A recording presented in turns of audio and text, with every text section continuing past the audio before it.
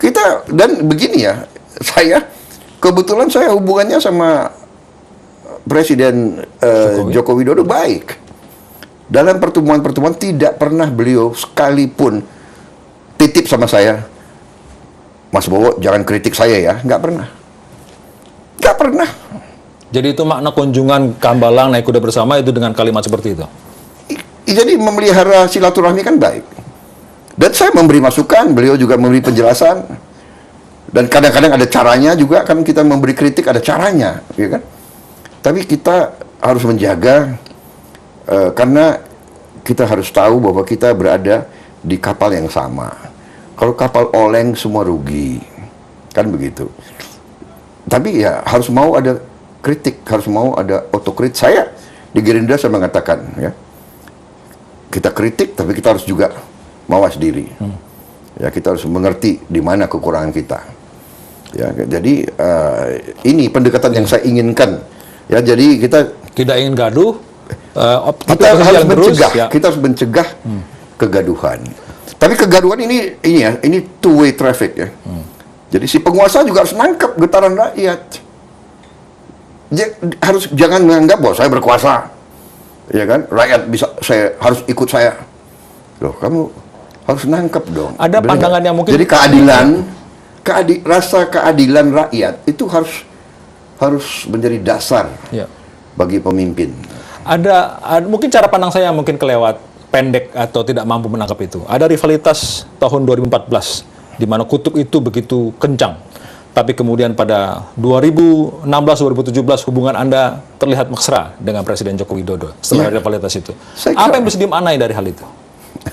Jadi apa ya, dalam arti ya saya berpendapat, ya kan, ada proses politik kita jalankan. Saya tidak puas dengan proses itu, tapi nggak ada masalah. Ya kan, saya berharap ada proses yang lebih baik. Tapi demi negara dan bangsa kita harus memberi contoh.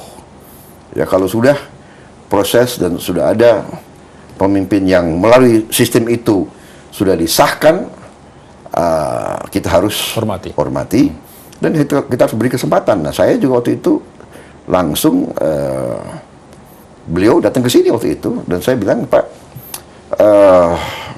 saya ucapkan selamat, silakan Bapak bekerja. Ya, saya yakin Bapak seorang patriot. Saya sampaikan, ya kan, saya yakin di dalam hati Bapak juga ingin Indonesia bagus, Indonesia hebat, rakyat bagus.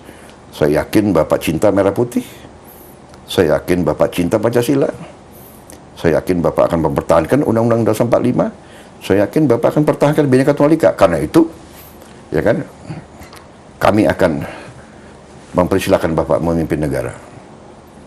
Dan maaf, kami akan mengawasi di legislatif. Kami akan koreksi, check and balance demi demokrasi. Jadi Bapak punya tugas di eksekutif, kami punya tugas di legislatif. Ada perbincangan untuk mengajak Partai Gerindra terlibat dalam eksekutif? Langsung tidak ada. Secara tidak langsung? Kau mau tahu aja dong. Saya tidak bisa mengartikan senyum ini apa yang maknanya. Tapi tadi kan saya sudah jawab di mana-mana ya, bahwa percayalah di saat kritis, di saat susah, Gerindra akan selalu mengutamakan kepentingan nasional. Ya, kita ingin menjaga ketenangan, kita ingin menjaga kehidupan konstitusional.